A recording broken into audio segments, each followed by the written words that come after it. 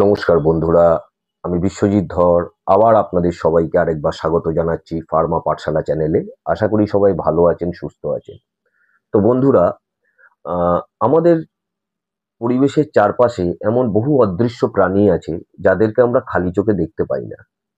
এদেরকে আমরা বলি অণুজীব বা মাইক্রোবস। আসুন আজকে অণুজীব বা মাইক্রোবসের গল্প শুনি। অ্যাকচুয়ালি বন্ধুরা, এই অণুজীব আর মাইক্রোবস যাদেরকে আমরা বলি মাইক্রোস্কোপিক অর্গ্যানিজম, যাদেরকে খালি চোখে আমরা বা নেকেড আইতে আমরা দেখতে পাই না, এদেরকে দেখতে গেলে মাইক্রোস্কোপ ব্যবহার করতে হয়। মানে মাইক্রোস্কোপের নিচেই একমাত্র এরা ভিজিবল। এই মাইক্রোবসকে বিভিন্ন ভাগে ভাগ করা যায়, যেমন ব্যাকটেরিয়া, ভাইরাস, ফাঙ্গাস, প্রোটোজোয়া আর অ্যালগি। কিন্তু এই যে মাইক্রোবস আছে, এই মাইক্রোবসের মধ্যে সব মাইক্রোবস কিন্তু অপকারী না। কিছু কিছু মাইক্রোবস আছে যারা আমাদের উপকারও করে। যেমন আমরা দৈনন্দিন জীবনে যে দই খাই, স্পেশালি টক দই, তাতে যে ব্যাকটেরিয়া থাকে সেটাকে আমরা বলি ল্যাক্টোব্যাসিলাস। এটা পেটের জন্য খুবই উপকারী। এরা পেটের উপকারী ব্যাকটেরিয়ার সংখ্যা বাড়ায় এবং হজমে সাহায্য করে। নাম্বার 2, যেমন উপকারী ব্যাকটেরিয়ার মধ্যে আছে রাইজোবিয়াম, যেটা মূলত গাছের রুটে থাকে এবং এরা কি করে, গাছকে নাইট্রোজেন অ্যাবজর্পশনে হেল্প করে এবং গাছের খাবার তৈরিতে সাহায্য করে। আর আরও যদি আপনি দেখেন, তার মধ্যে যেমন ফাঙ্গাস আছে এক ধরনের, পেনিসিলিয়াম নোটেটাম, সেখান থেকে পেনিসিলিন অ্যান্টিবায়োটিক প্রথম তৈরি করেন স্যার আলেকজান্ডার ফ্লেমিং।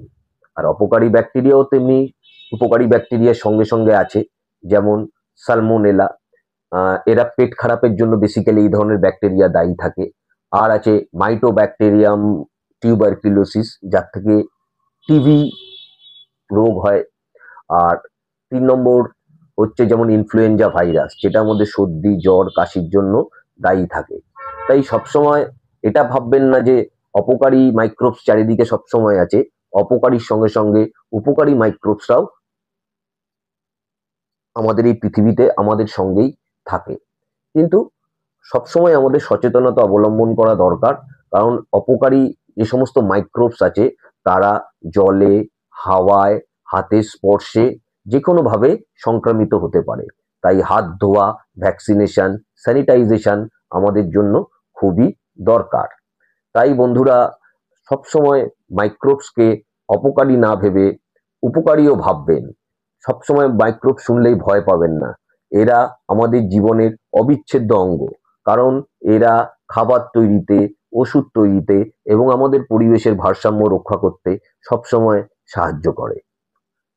আজকে মাইক্রোবস নিয়ে শুধু এইটুখানিই বললাম। আশা করি এই ভিডিওটা আপনাদের ভালো লাগলে চ্যানেলটিকে সাবস্ক্রাইব করে পাশে থাকুন, বেল আইকন প্রেস করে থাকুন, যাতে নেক্সট ভিডিও সমস্ত নোটিফিকেশন আপনাদের কাছে সবার প্রথমে যায়।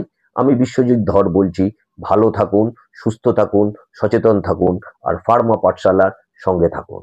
ধন্যবাদ।